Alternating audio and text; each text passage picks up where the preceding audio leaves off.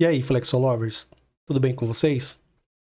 Atendendo aqui a pedidos do canal, né, o pessoal aí já conhecido da gente, né, operadores de pré-impressão, trouxe aqui para vocês hoje um assunto bem legal, né, que bastante de nós aí do nosso meio conhecem, né, e o pessoal pediu para a gente dar uma explicadinha sobre o conceito de trapping, né, dentro da impressão.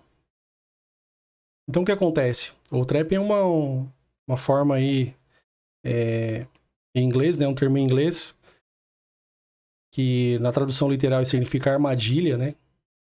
Mas pra gente aqui, no Brasil, né? Nos métodos de impressão, ele significa que é uma sobreposição de cores, né? E isso resulta no termo usado aí por todos aí do meio de pré-impressão como trapping. Beleza? Então, qual o objetivo do trapping, né, na impressão? Tentar evitar ou minimizar o possível desencaixe entre as cores, né, no momento da impressão. Isso vai variar pelo tipo de impressão, o material usado, se é um plástico, se é um papel. Vai variar o tamanho conforme o tipo de chapa, tipo de máquina. Tem máquinas hoje, as gearless, que nem é necessário ser aplicado esse trapping, né? Então, nós, os operadores de pré-impressão, a gente tenta, de alguma forma, evitar, né, o desencaixe entre as cores. E a gente aplica essa técnica selecionando os objetos, né, e incorporando ali um contorno, ou mesmo utilizando do próprio objeto para fazer uma sobreposição, né, para evitar esse desencaixe de cores. Mais para frente, no vídeo, vou mostrar para vocês a simulação, né, do desencaixe entre as cores. Vai ficar bem legal para a gente poder entender melhor. Nós sabemos, né, que os processos de impressão eles não são feitos as cores ao mesmo tempo, né? Elas são colocadas em cilindros separados, em cores separadas, e no final da impressão chega-se ao resultado da imagem, né? Da forma que está descrito aqui na nossa imagem ali, a gente consegue ver aqui o cilindro do cian, o cilindro do magenta, do amarelo e do preto, né? Que possivelmente uma máquina de 6 ou 8 cores, né? A gente separou só um pedaço da imagem aqui para a gente ver que as chapas elas estão coladas separadamente. Isso pode acontecer tanto na flexografia como na offset e na rotogravura também. Então, na flexografia temos vários problemas, vamos dizer assim, entre aspas, que são as variáveis de impressão. Pode ser o substrato, pode ser a máquina, pode ser a espessura da chapa, né? Mais fina, mais grossa, dependendo do tipo de impressão que quer conseguir. A gente não vai entrar nesses detalhes. Eu trouxe aqui uma amostra, né, de como é a chapa flexográfica com os grafismos, né, a área de grafismo dos textos, das imagens. Né, aqui a gente consegue ver aqui as letras, né, como se fosse um carimbo bem grande. Né? E essa chapa ela varia conforme a espessura, né, a espessura dela total do grafismo e mais a base da chapa, né, propriamente dita. E isso o tipo de chapa, né, a espessura de chapa vai variar conforme o material e conforme o tipo de resultado que você quer na impressão. Então, a chapa flexográfica, ela tem essas variáveis, né, do substrato, pode ser um plástico, pode ser um papel. A velocidade de máquina também influencia bastante. Então, ela tem uma maior elasticidade tanto da chapa como também do próprio substrato, né?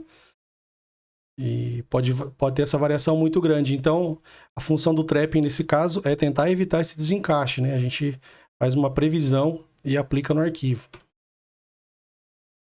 A gente chama aqui... Eu achei aqui duas imagens bem legais que podem ilustrar tanto a banda estreita, né? As impressoras que rodam em etiquetas, rótulos. E o trapping dela pode ser variado aí, pode ocorrer de 0.050 a 0.3 milímetros. Então é bem fininho, né? Esse resultado. Para banda larga, ele pode variar também desse 0,50, 0,1, até 1 milímetro ou mais, dependendo do tipo de material, se é um saco de carvão, né? Uma embalagem de ração bem grande, né? Isso pode variar bastante conforme o tipo de material e o tipo propriamente de embalagem, né? Na offset também as cores também são colocadas separadamente em máquina, elas são rodadas separadamente, né? Tem a ordem certinha aqui, essa imagem ilustra bem pra gente. E só que a diferença aqui pro offset é que as chapas são mais rígidas, né? Dá pra ver aqui na mão do operador, é uma chapa mais rígida de alumínio, né? Então ela assim, ela tem uma melhor fixação, então ela tem um melhor encaixe entre as cores. Isso não quer dizer que não tenha que existir o trapping. E lá na frente a gente vai ver, né? Não é necessariamente que não vá existir o trapping entre as cores no sistema de offset. Mas também acontece e ele pode variar até 0,050 a 0,1 também. Depende de tudo daquilo que a gente está falando desde o começo, né? O tipo de máquina. Nós temos aí no mercado máquinas bem antigas, né? Nosso dia a dia aí, para quem já trabalhou bastante com clichêria, sabe que as máquinas elas são bem antigas, né? Tem alguns clientes com máquinas bem antigas, outros com máquinas bem avançadas. E isso é normal no nosso meio. Na rotogravura, o conceito do uso do trap é o mesmo, né? Pode variar por máquina e tipo de material. O que muda aqui da rotogravura para os outros sistemas de impressão é que a rotogravura ela é gravada aqui em baixo relevo no cilindro e a tinta é transferida direto para o material também. Mas aqui em baixo relevo e lá na flexografia em alto relevo e assim por diante. Então, como é executado o trapping? Né, eu trouxe aqui dois elementos aqui, esse quadro amarelo e o magenta, uma mistura com o cian e com o amarelo, para a gente poder ver da onde que sai, né? Então, o que acontece? Quando as cores são impressas separadamente, como a gente viu lá na segundo slide, a gente vê que as cores são impressas separadamente. Então, para a gente evitar o desencaixe entre esses dois elementos aqui, essa cor do fundo aqui, poderia ser aí o fundo da embalagem, e aqui a letra da logomarca, por exemplo, a gente aplica um objeto um pouco menor aqui embaixo, né, copiando esse objeto de cima, seria bem nos conceitos antigos, né, de trapping, utilizando aí o CorelDRAW Illustrator, a gente aplicaria um objeto menor embaixo. Vou até tirar isso aqui de cima para a gente poder ver. A gente tem um objeto menor aqui embaixo, né? Dependendo do valor, a gente calcula esse valor que o cliente solicita ou que a máquina tem já uma variação já registrada, né? Nos processos. E aí a gente faz um objeto um pouco menor e faz a sobreposição desse elemento aqui sobre esse objeto que está por trás dele, né? E aqui na parte de baixo a mesma coisa. Então, qual que é o básico, né? Ele parte sempre de um princípio que é sempre da cor mais clara para a cor mais escura. Então, assim, até uma dica legal aqui para quem trabalha com Corel, se quiser ver isso, como que funciona, vem aqui em exibir, simular impressões sobrepostas. Eu, como uso diariamente aqui o Corel com arquivos, trabalhos que vêm dos diversos clientes, eu já até coloquei um atalho aqui para eu poder enxergar ou as sobreposições ou a falta dela, né? Então eu consigo simular isso rapidamente aqui, apertando F2. Então, certo? Então a gente consegue ver aqui que a gente está, no nosso jargão aqui, a gente está estourando a cor ou recuando a cor conforme o trapping está acontecendo, né? Então aqui no caso a gente está estourando um pouquinho o amarelo para cima, para dentro do magenta, né? No caso, ou para cima ou para dentro. E aqui a gente está fazendo o inverso, que o amarelo aqui ele se torna a cor mais clara, né? Então ele vem para dentro do nosso cian. Vou voltar aqui para vocês verem. Então o cian aqui seria entre essas duas cores a cor mais escura, né? Uma ordem aí já conhecida nos padrões, né, de trapping. Aí a gente consegue ver agora o resultado daquilo que eu falei no começo. Então F2 aqui, consigo ver o overprint, né? Esse objeto de cima aqui do cian, ele está com impressão sobreposta do preenchimento. E a gente consegue ver o resultado do trapping automaticamente. Aqui no amarelo, no CorelDRAW, aqui tem um aviso, esse risquinho aqui do lado do contorno é um aviso, ele está com impressão sobreposta.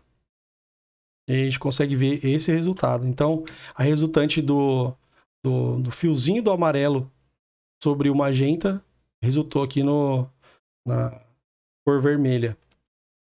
E aqui do amarelo pro nosso cian, deu um pouquinho de verde aqui no resultado, né? Aqui eu fiz bem grande para poder ilustrar bem e ficar bem visível para todos no vídeo, beleza?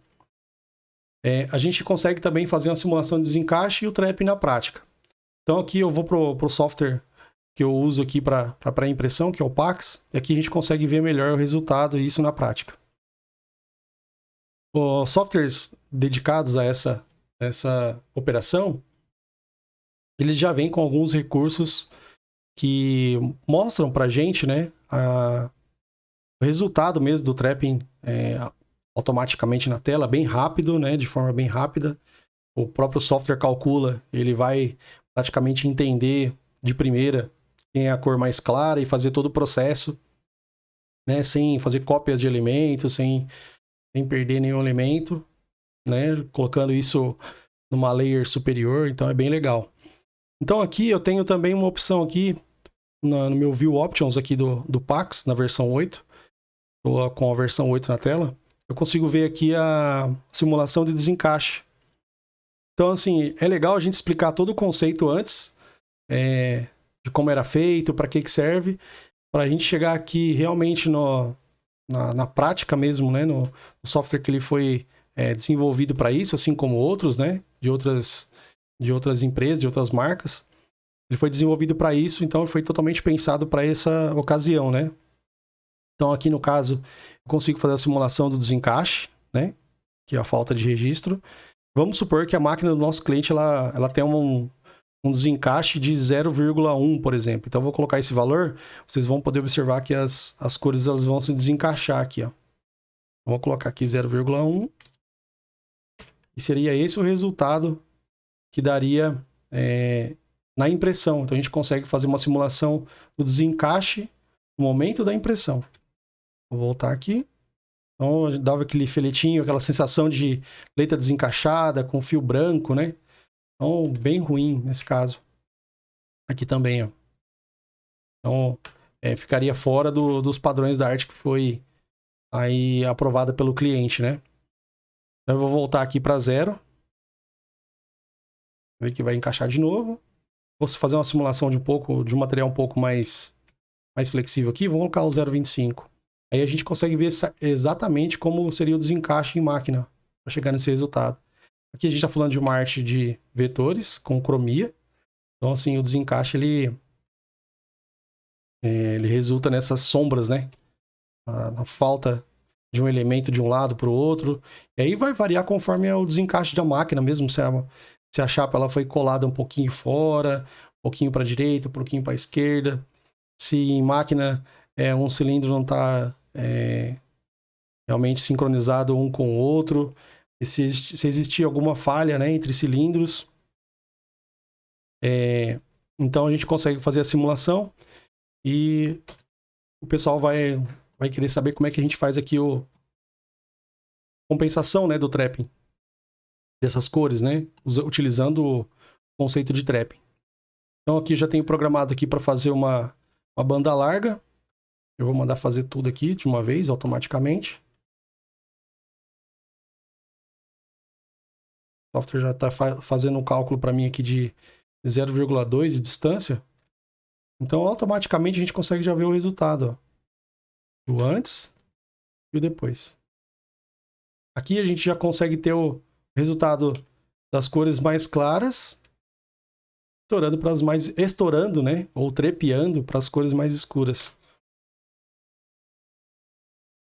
E assim a gente consegue aqui ter uns filetinhos, umas sombras, né? O que é ideal nesse caso? É mandar a prova para o cliente já, na minha opinião e na opinião de vários operadores de pré-impressão, de mandar já a prova para o cliente com o trapping já aplicado, né? Para evitar surpresas depois do material impresso. Então vamos supor aqui que esse cliente ele tem já uma máquina e é especificado para você que venha com 0,2. Mas ele sabidamente lá na máquina dele, o desencaixe dele é 0,1.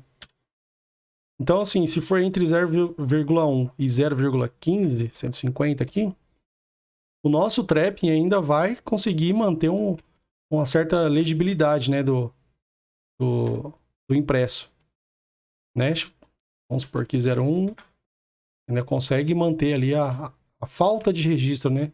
Justamente por conta dos métodos de impressão, né? A colagem é feita manual, tem empresas que utilizam a colagem das chapas, né? Das chapas flexográficas aqui, via máquina, né? Então o pessoal já tem umas máquinas já automatizadas que fazem a leitura do registro por câmeras, né? Com microcâmeras mesmo. E isso agiliza bastante e diminui um pouco a variação aqui do desencaixe no momento da impressão. Beleza, pessoal?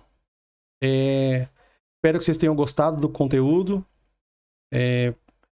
Comentem, curtem aí pra gente, compartilhem o nosso conteúdo para mais pessoas. Se tiverem dúvidas, sugestões, a gente está aberto aí para vocês.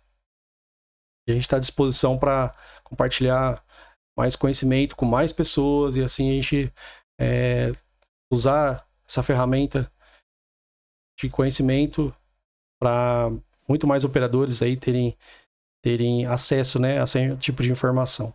Beleza, pessoal? Então, vai Flexolovers!